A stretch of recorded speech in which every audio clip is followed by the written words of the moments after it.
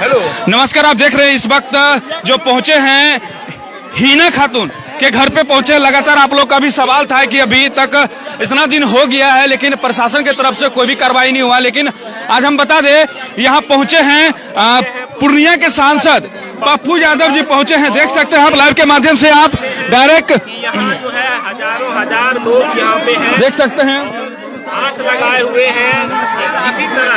इस तरह से जो